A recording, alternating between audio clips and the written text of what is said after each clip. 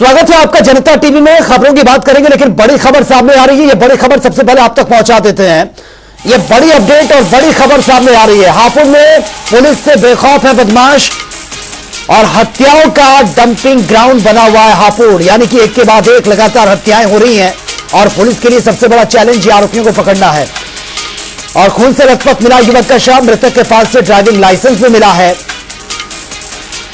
और ज्यादा जानकारी के साथ संवाददाता अमन त्यागी इस वक्त हमारे साथ बने हुए हैं। अमन, एक के बाद एक इस तरीके की घटनाएं लगातार सामने आ रही हैं और पुलिस के लिए बहुत बड़ा चैलेंज बना हुआ है इस वक्त। बिल्कुल, देखिए सचिन, मैं आपको बता दूं कि पूरा मामला जनपद हापुड़ के गढ़मुक्तेश्वर क्षेत्र का है, जहां पर आज जो एक युवक की हाथ और पैर बंधे हुए एक शव मिला था, जहां पर मौके पर पहुंची पुलिस जांच में जुटी थी। लेकिन लगातार हापुड़ में हत्याओं का ग्राफ बढ़ रहा है और जहां पर पुलिस बार बार ये कह रही है कि लगातार हम रात्रि गश्त कर रहे हैं। ऐसे हत्याओं को देखते हुए रात की जो गश्त है पुलिस की, वो कहीं ना कहीं पोल खोलती साबित नजर आ रही है। लगातार हापुड़ एसपी का जो खौफ है वो हत्याओं के सामने उनकी जो है पोल खुलती हुई नजर आ रही है। ठीक है, चलिए अमन, बहुत बहुत शुक्रिया फिलहाल आपका तमाम जानकारी के लिए। मैनपुरी पहुंची सपा सांसद डिंपल यादव ने एक बार फिर से बीजेपी पर जमकर निशाना साधा। डिंपल यादव ने कहा कि मौजूदा समय में केवल समाजवादी पार्टी है जो उत्तर प्रदेश में बीजेपी को हराने का काम कर सकती है। इसके साथ ही उन्होंने बीएसपी सुप्रीमो यानी कि मायावती पर भी निशाना साधा है। हालात है देश के, उत्तर प्रदेश में समाजवादी पार्टी एक ऐसी पार्टी है जो भाजपा को रोक सरकार बनाने से। तो मेरा मानना है, अगर आप गठबंधन की बात कर रहे हैं तो ये शीर्ष नेतृत्व है वो तय करेगा कि इंडिया गठबंधन का शीर्ष नेतृत्व है वो तय करेगा कि किसके साथ गठबंधन होना है, किसके साथ नहीं होना। हालात जो देश के हैं आप सब जानते हैं, जिस तरह 100 40 से ज्यादा एमपी से सस्पेंड किया गया है, ये कोई आम बात नहीं है लोकतंत्र के लिए। तो मेरा मानना है कि जहां उत्तर प्रदेश में समाजवादी पार्टी हमेशा से भाजपा के अगेंस्ट में हमेशा से रही है, हमेशा से मजबूती से लड़ी है, और समाजवादी पार्टी ही एक ऐसी पार्टी सक्षम है जो भाजपा से मजबूती के साथ लड़ सकती है मौजूदा हालात में। और कन्नौज में विकसित भारत संकल्प यात्रा कार्यक्रम का आयोजन किया गया, जहां पर सांसद सुब्रत पाठक ने शिरकत की है। इस दौरान सांसद ने कार्यक्रम को संबोधित करते हुए कहा कि पीएम मोदी ने देश की तकदीर को बदलने का काम किया, बल्कि तस्वीर भी बदल रही है। साथ ही उन्होंने यह भी कहा कि विकसित भारत संकल्प यात्रा के जरिए सरकार की कल्याणकारी योजनाएं आम लोगों तक पहुंच रही है।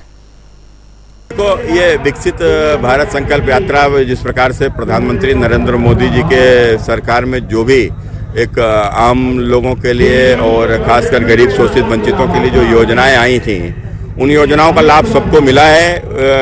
तो या जिनको नहीं मिल पाया है तो वो भी योजना का लाभ ले लें। तो इसको लेकर ये विकसित भारत संकल्प यात्रा हर वार्ड में, शहरी क्षेत्रों में जा रही है और उन वार्डों में जो भी मूलभूत समस्याएं हैं उनका समाधान का कोशिश है कि चूंकि वहाँ के ऊपर सारे अधिकारी भी रहते हैं, उनका भी समाधान तत्काल रूप से वहाँ के ऊपर हो और योजना से जो वंचित लोग हैं उनका रजिस्ट्रेशन हो और रजिस्ट्रेशन करने के बाद में आगे उनके ऊपर उनको इस योजना का लाभ दिया।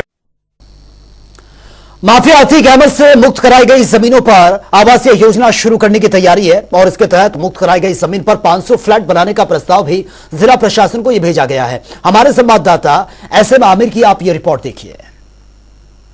बाहुबली पूर्व सांसद अतीक अहमद और उसके भाई की हत्या कर दी गई हो, मगर लगातार पुलिस की कार्रवाई उस पर जारी है और ऐसे में अतीक की जो अवैध संपत्ति है उस पर लगातार पुलिस कार्रवाई कर रही है और जब्त कर रही है। बता दें, जहां पीडीए ने कई अतीक की अवैध संपत्ति पर जहां बुलडोजर चला है, जहां पहले ही लूकरगंज में अतीक से खाली करी गई जमीन पर प्रधानमंत्री आवास योजना के तहत 76 फ्लैट बनाए गए थे, तो वहीं अब पीडीए 500 फ्लैट बनाने की तैयारी में है। और ऐसे में ये फ्लैट जहां मुख्यमंत्री ने आखिरी समय यहां प्रयागराज आए थे और उन्होंने अतीक के जब फ्लैट का लोकार्पण किया था तो उन्होंने पत्रकारों और अधिवक्ताओं के लिए फ्लैट बनाने के लिए कहा था, जिसको लेकर अब शासन में जहां पूरी तरह से पत्राचार किया गया है पीडीए के द्वारा और जल्द ही मंजूरी मिलने के बाद इस पर काम चालू किया जाएगा और ये जो 500 फ्लैट बनाए जाएंगे उनमें अधिवक्ताओं और पत्रकारों को दिया जाएगा। इसको लेकर जहां नैनी, झूसी, कसारी, मसारी और अन्य क्षेत्रों में जो अतीक से खाली कराई गई संपत्ति है उस पर ये फ्लैट बनाए जाएंगे। जनता टीवी के लिए सैयद मोहम्मद आमिर, प्रयागराज।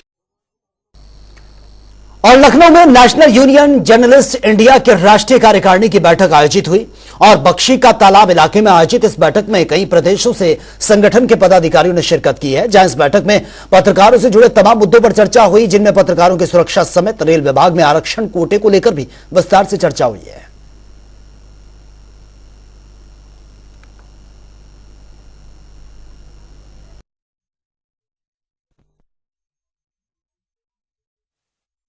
ये हमारी राष्ट्रीय पदाधिकारी बैठक थी।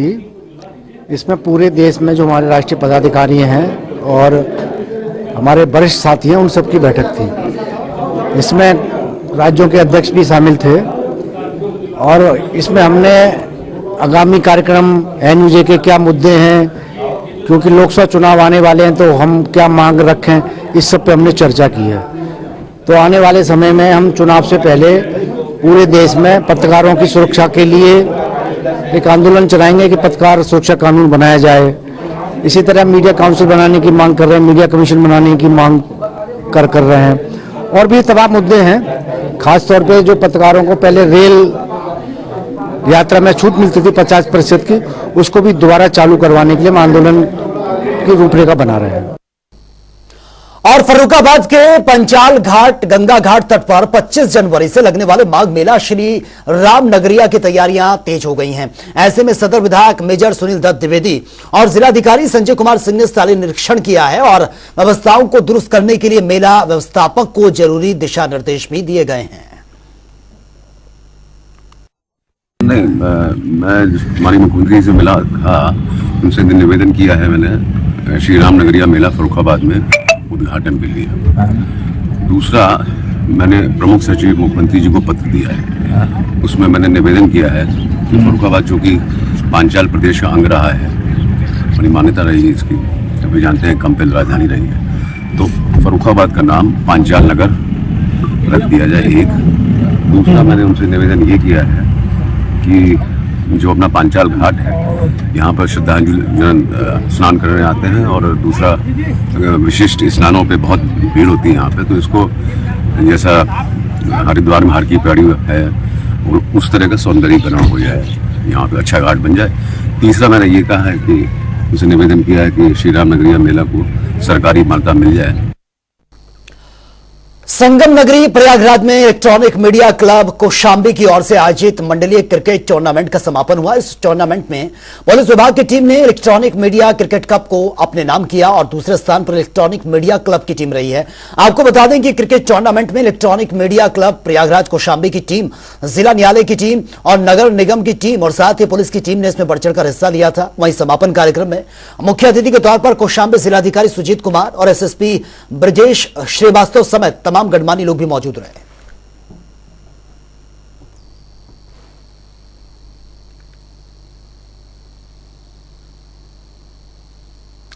तो चलिए अब खबरें अयोध्या की। रामनगरी अयोध्या में रामलला की भव्य प्राण प्रतिष्ठा की तैयारियां जोरों शोरों से चल रही हैं। एक और जहां देश भर से राम भक्तों के अयोध्या पहुंचने का सिलसिला जारी, तो दूसरी ओर राम भक्तों में उत्साह भी है। और इस बीच कन्नौज से इत्र समेत कई अन्य जो सामान है अयोध्या वो पहुंचे हैं और जिसे राम मंदिर ट्रस्ट के सचिव चंपत राय ने भी स्वीकारा है।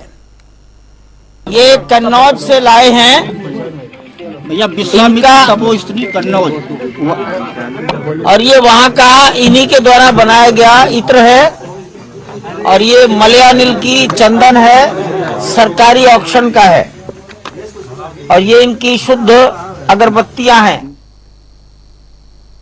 एक तरफ देश के कोने कोने से राम भक्तों के अयोध्या आने का सिलसिला जारी है, तो दूसरी ओर घर घर में राम मंदिर का अक्षत निमंत्रण पहुंचाने का काम भी इस वक्त जोरों शोरों से चल रहा है। लोगों से 22 जनवरी यानी कि अयोध्या में रामलला की भव्य प्राण प्रतिष्ठा के दिन घर के पास ही मंदिरों में आयोजन करें और शाम को दीपावली मनाने की भी अपील उन्होंने की है। इस कड़ी में आजमगढ़ में भी अयोध्या में पूजित अक्षत निमंत्रण के साथ ही प्रभु श्री राम का चित्र और पत्रक देने का काम भी जारी है। श्री राम जन्मभूमि तीर्थ क्षेत्र ट्रस्ट द्वारा ये अभियान लिया गया है। 1 जनवरी से लेकर 15 जनवरी तक देश के सभी हिंदू परिवारों तक श्री राम जन्मभूमि तीर्थ क्षेत्र ट्रस्ट के कार्यकर्ता पहुंच रहे हैं। श्री अयोध्या जी के पूजित अक्षतों के माध्यम से हम सभी को निमंत्रण दे रहे हैं कि एक बार श्री राम जन्मभूमि तीर्थ क्षेत्र ट्रस्ट पर प्राण प्रतिष्ठा के पश्चात अवश्य पधारें। 22 तारीख को प्राण प्रतिष्ठा के कार्यक्रम के दौरान देश के सभी मंदिरों पर पूजन अर्चन का कार्यक्रम है। जिस समय श्री राम जन्मभूमि पर आरती का कार्यक्रम होगा, उसी के साथ पूरे देश में आरती के कार्यक्रम होंगे। इस बीच जो देश के विभिन्न मंदिर हैं वहां पूजा अर्चन का भी कार्यक्रम होगा। और फर्रुखाबाद के पांचाल गंगा घाट तट पर मौजूद दुर्वासा ऋषि आश्रम के महंत ईश्वरदास महाराज को 22 जनवरी को अयोध्या में हो रही रामलला की प्राण प्रतिष्ठा के कार्यक्रम में आने के लिए निमंत्रण दिया गया। श्री राम जन्मभूमि ट्रस्ट अयोध्या की तरफ से यह निमंत्रण उनको दिया है। इसको लेकर ईश्वरदास महंत ने जनपद वासियों से 22 जनवरी को दीपावली की उत्सव मनाने की भी अपील की है। सभी सनातन धर्मियों से हमारा अनुरोध है कि सब लोग 22 जनवरी को पुनः जिस प्रकार से रामनवमी मनाई जाती है, इसी प्रकार से 22 जनवरी को जो भगवान अवतरित होंगे, भगवान की प्रतिष्ठा होगी, हम सब लोग हर्षोल्लास के साथ मनाएं। और उससे पहले एक आप सब लोगों को सूचना, हमारा निवेदन कि सब लोग अपने चारों तरफ कहीं भी गंदगी देखें तो गंदगी को साफ करें, क्योंकि भगवान का अवतरण होने वाला है। 22 तारीख को भगवान पधारेंगे, हमारे जगत नियंता जो सब सरकारों के भी सरकार हैं, वो उनका अवतरण होगा। सब लोग साफ सफाई पर विशेष ध्यान दें। और 22 जनवरी को हर्षोल्लास इतना होना चाहिए, दीपक जलें, घर घर मंदिर में कार्यक्रम हो और उस दिन खूब मिठाइयाँ बटें, सब लोग हरिनाम संकीर्तन करें, रामचरितमानस का पाठ करें, दीप प्रज्वलित ऐसे हो कि कहीं पर भी अंधेरा न रह जाए। तो चलिए अब आपको जाते जाते छोड़ जाते हैं रामलला के प्राण प्रतिष्ठा से पहले सूर्यकुंड में लेजर शो के साथ की गई आरती के साथ। जय श्री राम। मैं अयोध्या नगरी सूर्यकुंड प्रांगण में आपका स्वागत करती हूँ। आप सब उपस्थित लोगों को मैं सूर्यकुंड की महिमा सुनाती हूँ।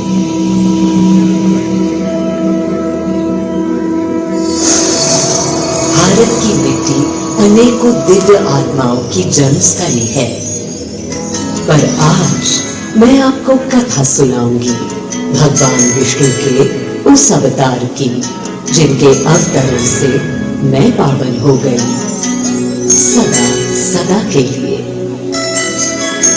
मां कौशल्या की गोद में जन्म लिया मर्यादा पुरुषोत्तम श्री राम ने अधर्म के नाश के लिए, धर्म की विजय के लिए।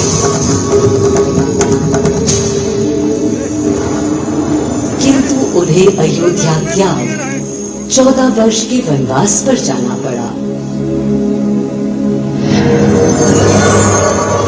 पुनः वो घड़ी आई जब सीता माता के साथ उनका पुनः आगमन अयोध्या में हुआ। हर्ष था चारों और उल्लास था हर दिशा में। वो घड़ी बस आने को थी जिसकी प्रतीक्षा में विद्वान थी, जाने कब से।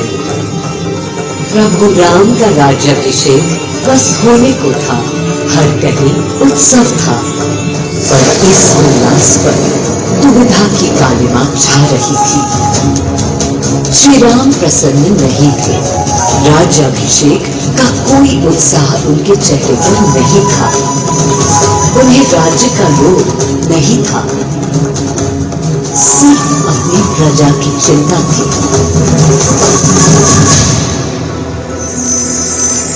सबके मन में एक ही प्रश्न था, कौन हल कर सकेगा श्री राम की इस दुविधा को, मिटा सकेगा इस अंधकार को, किसके तेज से छट जाएगी ये क्रांति। अरे वही जिसके वंशज हैं श्री राम, जो स्वयं सशरीर धरती पर पधारेंगे श्री राम को राम राज्य समझाने।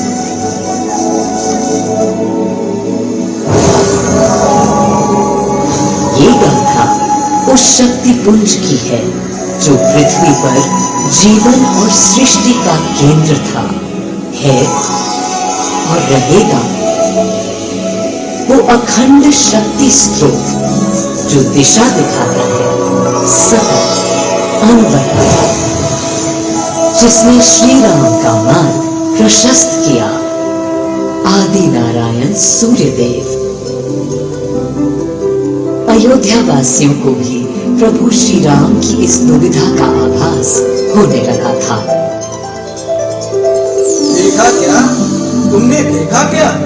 कितने सब ऊंचाई से श्री रघुवीर थे। पद की प्रसन्नता या दर्प निरत होने का ललक या उमंग कोई कुछ भी तो दिखी नहीं। मुकुट सामने रख कितने अधीर थे। वे तो थे अधीर थे, हाँ थोड़े गंभीर थे। सौम्य मुखमंडल पर निर्बलों की पीड़ा थी। दीन दीन असहाय वंचितों का दर्द था। राज सिंहासन वैभव का लोभ नहीं। अब कैसे सुखी दिखे जब तक सुखी सारे लोग रहे। तब दिशा निर्देशन के लिए श्री राम ने स्वयं सूर्यदेव का स्मरण किया। श्री राम सूर्यदेव का आह्वान करने लगे। क्लांत मन से उन्होंने अपने पितामह को याद किया। मन असमंजस में था उनका। कर्तव्य की सही दिशा उन्हें सूझ नहीं रही थी। क्या उचित है प्रजा के लिए, उनके लिए, वंश के लिए, धर्म के लिए, शांति के लिए, इसी परामर्श के लिए अंतर्मन से उन्होंने सूर्यदेव को पुकारा।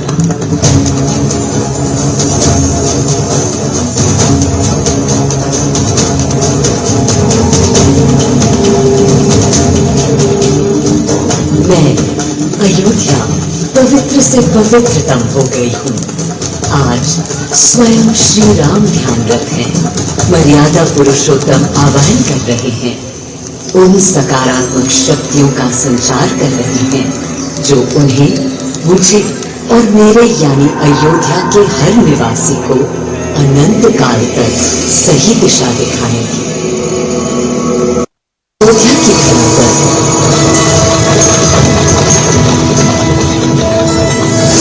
और देखो, श्री सूर्यदेव आने को हैं।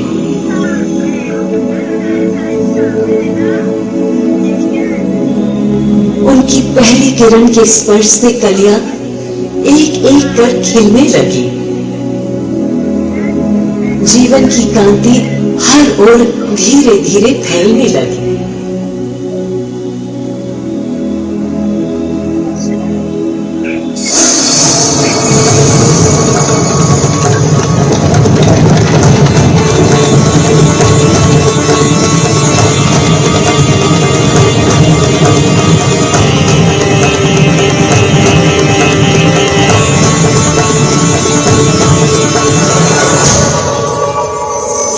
अनोखा दिन है। स्वयं सशरीर अपने अलौकिक स्वरूप में पधारे हैं श्री सूर्यदेव नारायण और उनके अधीर मन के संशय मिटाने को। अधीर है या गंभीर, मैं जानता हूँ क्या उनकी पीड़।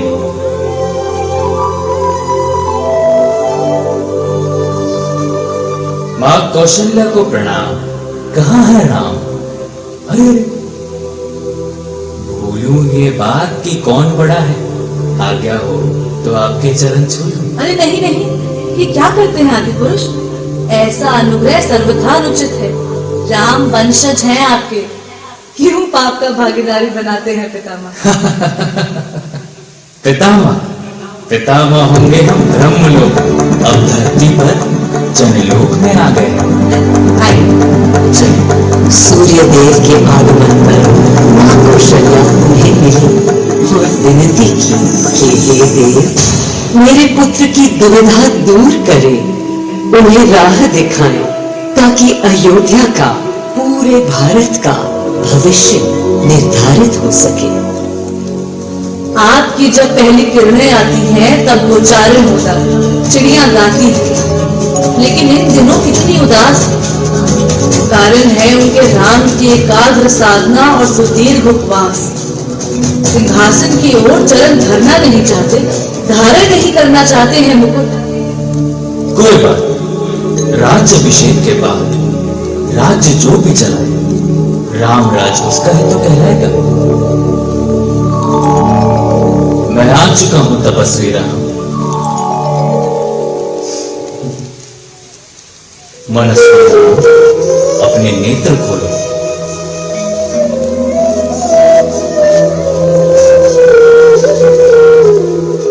प्रणाम पितामह, प्रणाम। राम मेरे राम। पितामह, राम राज क्या है? राम स्वयं पूछ रहे हैं कि राम राज्य क्या है। पुनः नया प्रश्न है। अभी तो आप कह रहे थे जो भी चलाए रहा था कि राम राज में राम के लिए भी विधान होंगे। आदिदेव, कुछ अनुमान तो मुझे है, लेकिन अब आप बताइए क्या विधान है?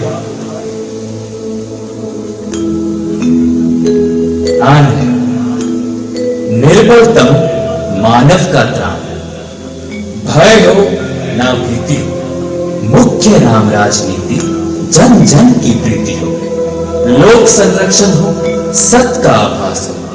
परमानंद प्राप्ति हेतु मंगल उद्भास हो। प्रेम परम तत्व हो, सब में समत्व हो। दैहिक दैविक या भौतिक संतापों की औषधि अछूत राम बाण है। राम राज्य आशय कल्याण है। निर्बलतम मानव का त्राण है। प्रमुदित अपंतव, आस्था का घनत्व, वैभव विशाल, मेघ करे वर्षा और सदा ही सुकाल। दिशाएं सब मस्त हो, जनपद ये स्वस्थ हो।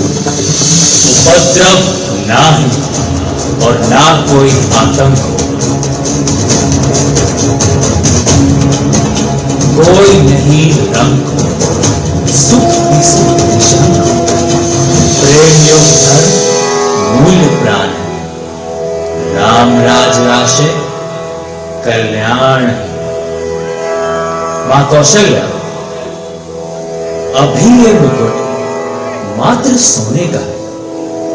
मैं इस मुकुट को राम के साथ सदा उपस्थित होने का बना देता हूं।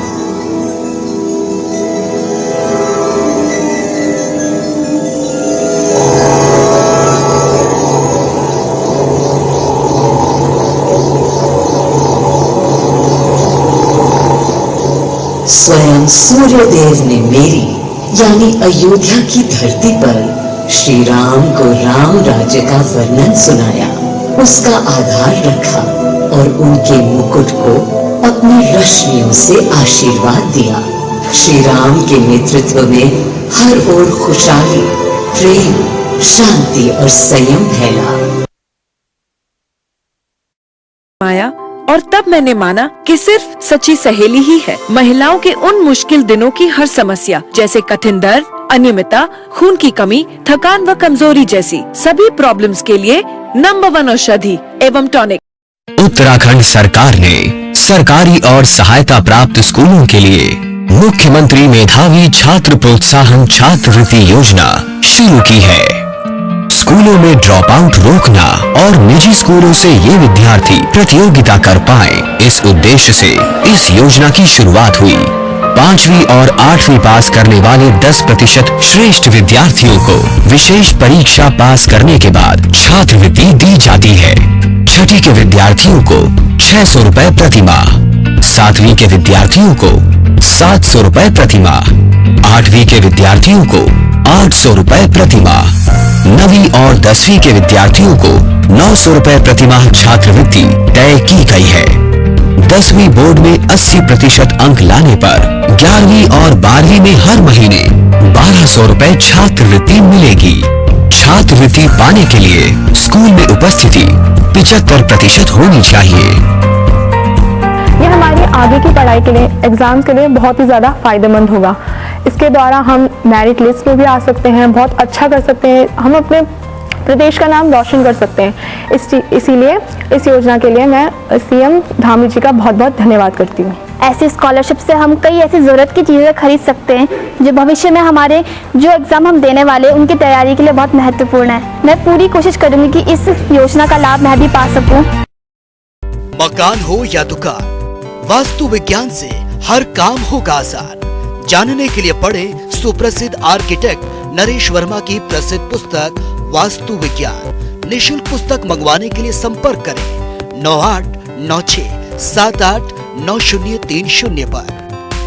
हमारे देश को आजाद हुए 76 साल हो गए, लेकिन कई चीजों में हमको अभी आजादी नहीं मिली। जैसे कि सरकारी दफ्तरों में दुश्वारियां, परेशानियां, बदइंतजामी।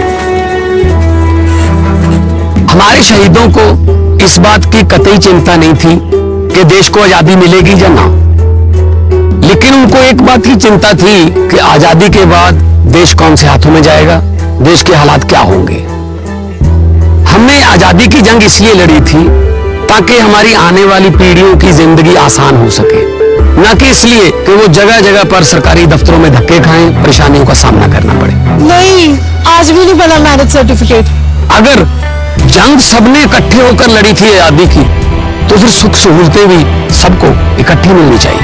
हम तो शहीदों के पांव की मिट्टी के एक धूल के तिनके के बराबर भी नहीं है, लेकिन ये बसंती रंग की पग शहीदों के सपनों और इरादों की हमें याद दिलाती रहती है। चुनाव के समय हम लोगों के पास जा सकते हैं, तो चुनाव के बाद सरकार बनती है, तो सरकार बनने के बाद भी सरकारों को जनता के पास जाना चाहिए, ना कि जनता सरकारी दफ्तरों में खज्जल खुआर हो। यही आजादी के असली मायने हैं। शहीद आजम सरदार भगत सिंह जी के सपनों को साकार करने के लिए पंजाब सरकार ने फैसला किया है कि पंजाब के लोगों को अब सरकारी दफ्तरों के चक्कर नहीं लगाने पड़ेंगे, बल्कि सरकारी दफ्तर खुद चल के लोगों के घर पर आएंगे। जी हाँ, अब सरकारी दफ्तरों के चक्कर काटने की जरूरत नहीं, बस डायल करें 1076 और सरकारी सुविधाएं अपने घर पर ही पाएं। पंजाब की भगवंत मान सरकार ਤੁਹਾਡੇ द्वार। आयुर्वेद का ये सार है, आरोग्य का प्रकाश है, ये दिव्य है, अमूल्य है, पतंजलि च्यवनप्राश है।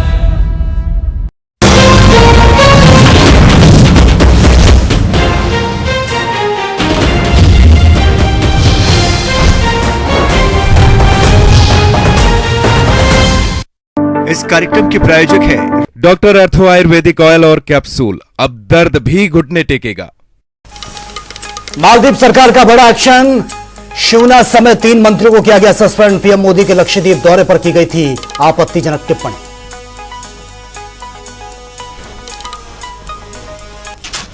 कांग्रेस ने लोकसभा चुनाव के लिए कोऑर्डिनेटर्स की नियुक्ति, देश के अलग अलग राज्यों में गठित किए गए हैं कोऑर्डिनेटर्स। हरियाणा में भी सभी लोकसभा पर नियुक्त किए गए हैं कोऑर्डिनेटर्स।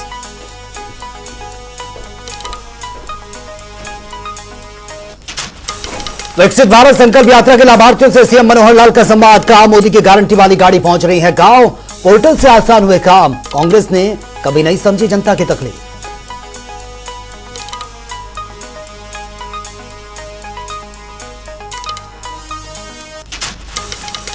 पूर्व वित्त मंत्री कैप्टन अभिमन्यु ने दीपेंद्र हुड्डा के चुनाव जीतने वाले बयान पर बोला हमला। कहा, दीपेंद्र नींद में सपने देख रहे हैं जो कभी पूरे नहीं होंगे। 2024 में बनेगी बीजेपी की सरकार।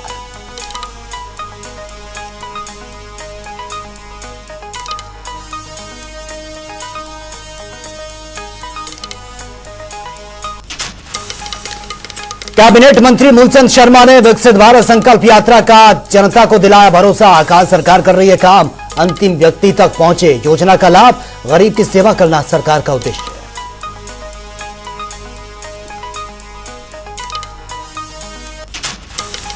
कृषि मंत्री जेपी दलाल का बड़ा दावा, लोकसभा की सभी 10 सीटें जीतेंगी बीजेपी, तीसरी बार बनेंगे प्रधानमंत्री नरेंद्र मोदी।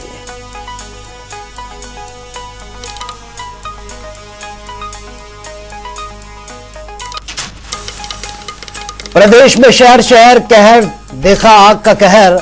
बहादुरगढ़ में जूता फैक्ट्री में लाखों का सामान जलकर राख। फरीदाबाद में केमिकल फैक्ट्री में भी लगी थी आग।